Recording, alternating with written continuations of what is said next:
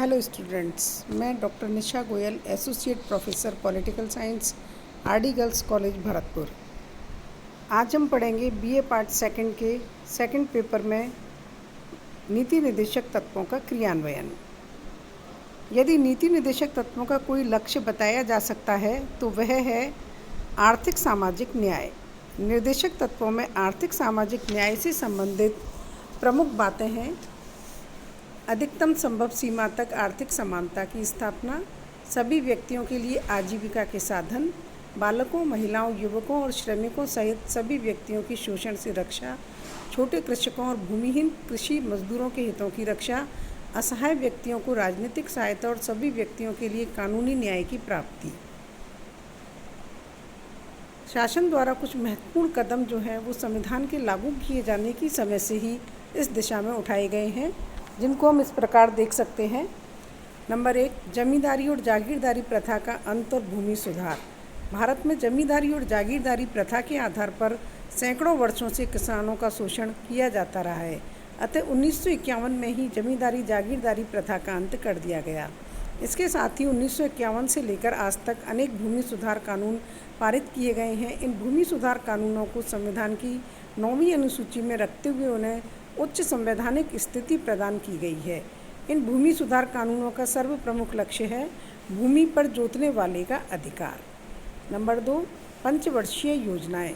देश के आर्थिक विकास के लिए नियोजन के मार्ग को अपनाया गया है, अतः पंचवर्षीय योजनाओं की क्रियान्विति की गई है। इन योजनाओं में कृषि, जल संसाधन, पशु नस्ल सुधार, ग्रामीण विकास, ऊर्जा, उद्योग, वाणिज्य, परिवहन, संचार, श्रम, आवास, स्वास्थ्य, पर्यावरण, वैज्ञानिक अनुसंधान और शिक्षा आदि के संबंध में विविध कार्यक्रम अपनाकर इन्हें क्रियान्वित किया जा चुका है। नंबर 3, पंचायती राज और स्थानीय स्वशासन। नीति निर्देशक तत्वों में ग्राम पंचायतों की स्थापना और उन्हें स्वायत्त शासन की इकाइयों का रूप देने की बात कही गई है। अतः 2 अक्टूबर 1959 से पंचायती राज की व्यवस्था को अपनाया गया और व्यवहार के अंतर्गत पंचायती राज की व्यवस्था में जो कमियां देखी गईं उन्हें दूर करने के लिए 1993 ईस्वी में संसद ने 73वां संवैधानिक संशोधन अधिनियम पारित किया। इस संशोधन के आधार पर संविधान में 11वीं अनुसूची की व्यवस्था कर पंचायती राज को संवैधानिक दर्जा प्रदान किया गया है। इसी प्रकार 74वें संवैधानिक संशोधन अधिनियम के आधार पर शहरी क्षेत्र में स्थानीय स्वशासन की व्यवस्था को सुदृढ़ करने का प्रयास किया गया है। नंबर 4, कमज़ोर वर्गों का कल्याण। अनुसूचित जातियों, अनुसूचित जनजातियों और पिछड़े वर्ग के लोगों के लिए संविधान और शासन ने विशेष सुविधाएं उपलब्ध करवाई हैं। प्रतिनिधि संस्थाओं में अनुसूचित जातियों तथा जनजातियों के लिए आरक्षण की अवधि 95वें संवैधानिक संशोधन 2010 के आधार पर 25 जनवरी 2020 तक के लिए बढ़ा दी गई है। सरकारी नौकरियों में इनके लिए विशेष दावों की व्यवस्था को अपनाया गया है, जिसके लिए कोई समय सीमा निर्धारित नहीं की गई है और संसद तथा विधानमंडलों में इनके लिए जनसंख्या के अनुपात में स्थान आरक्षित हैं। 1990 में 65वें संवैधानिक संशोधन अधिनियम के आधार पर एक उच्च स्तरीय 7 सदस्यीय अनुसूचित जाति और जनजाति आयोग की स्थापना कर उसे संवैधानिक दर्जा प्रदान किया गया है। इन जातियों पर अत्याचार से संबद्ध घटनाओं की यह आयोग जांच कर सकेगा। भारतीय समाज के अंतर्गत महिलाएं भी समाज के कमज़ोर वर्गों में ही आती हैं। 73वें और 74वें संविधान संशोधन अधिनियम के आधार पर पंचायती राज संस्थाओं और शहरी क्षेत्र की स्थानीय स्वशासन संस्थाओं में महिलाओं के लिए 30% स्थान आरक्षित किए गए थे। वर्ष 2011 में पंचायत राज संस्थाओं में महिलाओं के लिए आरक्षण 30% से बढ़ाकर 50% कर दिया गया है। महिला आरक्षण की इस व्यवस्था ने महिला जागृति और उत्थान को निरंतर आगे बढ़ाया है। आशा की जाती है कि यह कदम महिला जागृति की दिशा में निरंतर आगे बढ़ेगा। 93वें संवैधानिक संशोधन 2005 के आधार पर शासन से वित्तीय सहायता प्राप्त न करने वाले निजी शिक्षण संस्थाओं में भी अनुसूचित जातियों, अनुसूचित जनजातियों व अन्य पिछड़े वर्गों के लिए आरक्षण का प्रावधान किया गया है। नंबर 5, सामाजिक सुरक्षा। युवक वर्ग व बालकों की शोषण से रक्षा के लिए अनेक कानून पारित किए गए हैं। कुछ राज्य सरकारों द्वारा वृद्धावस्था पेंशन योजना लागू की गई है। बीमारी तथा दुर्घटना के विरुद्ध सुरक्षा के लिए कुछ सीमा तक मजदूर वर्ग बीमा योजना लागू की गई है तथा बेरोजगारी बीमा योजना को लागू करने और रोजगार की सुविधाएं बढ़ाने के प्रयास किए जा रहे हैं।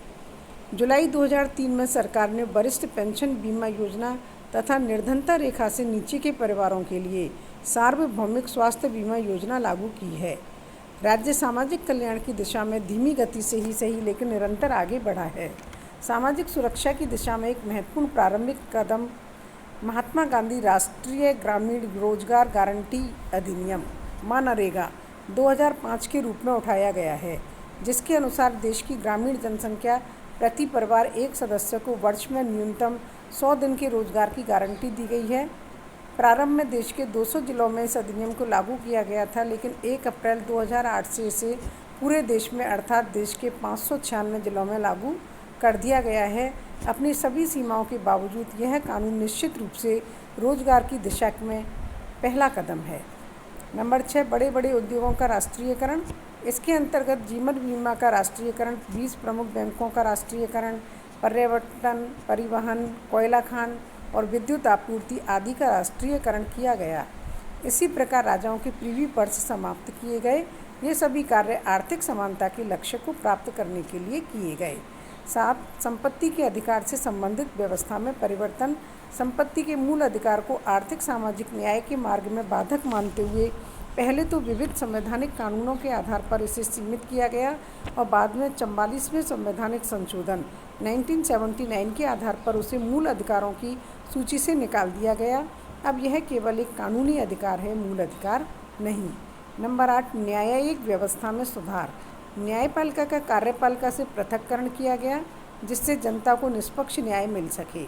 इस प्रकार शीघ्र न्याय की प्राप्ति के लिए लोक अदालतों की व्यवस्था को अपनाया गया तथा निःशुल्क कानूनी सहायता के लिए भी कुछ व्यवस्थाएं की गई हैं।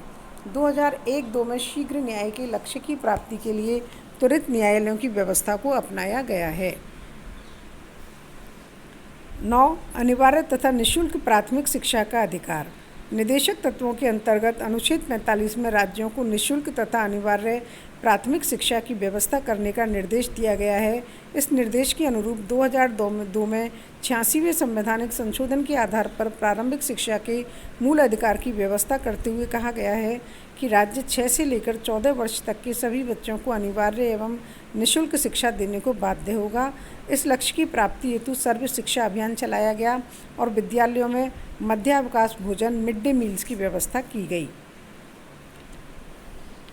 1 अप्रैल 2010 से इसे कानूनी रूप पारित कर दिया गया और 6 से 14 वर्ष की आयु के सभी बालकों को अनिवार्य और निःशुल्क शिक्षा, गुणवत्ता शिक्षा प्राप्त हो, इस हेतु समस्त आवश्यक व्यवस्था करना राज्य का दायित्व होगा। यह हमारी समस्त व्यवस्था के संदर्भ में निश्चित रूप से क्रांतिकारी कदम है। सरकार ने कुछ और भी कार्य किए हैं, जैसे 1975 में बंधक मजदूरी की संपत्ति और स्त्री पुरुष को समान वेतन दिलाने का कानून पारित किया। 1993 में केंद्र सरकार तथा राज्य सरकारों द्वारा अन्य पिछड़े वर्गों के लिए आरक्षण की व्यवस्था लागू की गई। 1997 में सर्वोच्च न्यायालय ने सरकार को निर्देश दिया कि 6 माह में बाल मजदूरी समाप्त कर दी जाए। अतः बाल मजदूरी की समाप्ति हेतु प्रयत्न किए जा रहे हैं और बाल पुनर्स्थापना कल्याण आयोग की स्थापना की गई। इतने कार्यों के बावजूद भी हम ये देखते हैं कि निदेशक तत्वों के क्रियान्वयन जो है, इनकी कुछ आलोचनाएं की जाती हैं।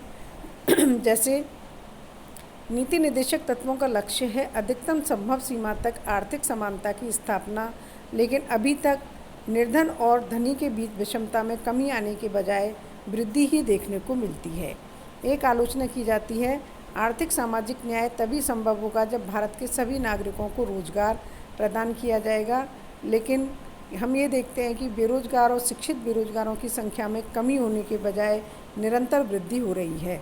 एक आलोचना की जाती है कि अब तक अनेक भूमि सुधार कानून पारित किए गए, लेकिन कानूनों में कुछ कमियां रहीं और अधिकांश राज्यों ने इन कानूनों की क्रियान्विति उचित रूप में नहीं हुई।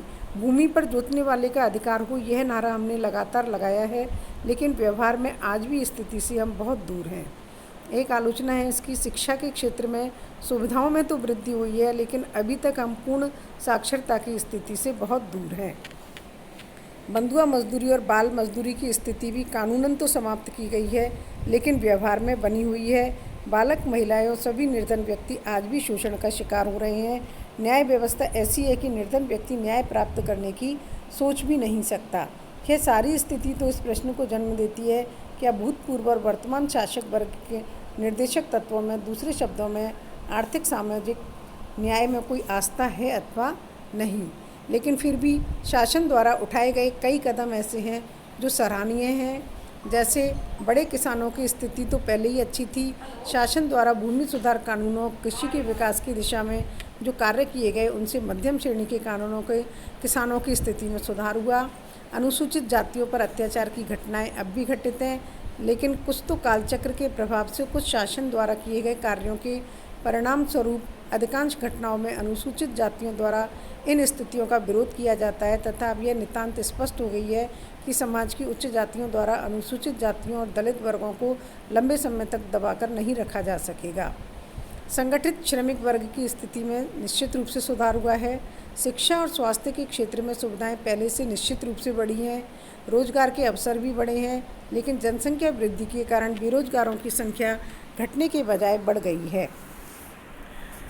कह सकते हैं कि निदेशक तत्वों की क्रियान्विति की दिशा में अब तक जो कुछ किया गया उसकी तुलना में अभी बहुत कुछ किया जाना है और भारतीय लोकतंत्र के हित में यह कार्य, विशेषतया सामाजिक आर्थिक न्याय के लक्ष्य को प्राप्त करने का कार्य सच्चे मन से और शीघ्र किया जाना चाहिए। ये थी भारत में नीति निदेशक तत्वों की स्थिति।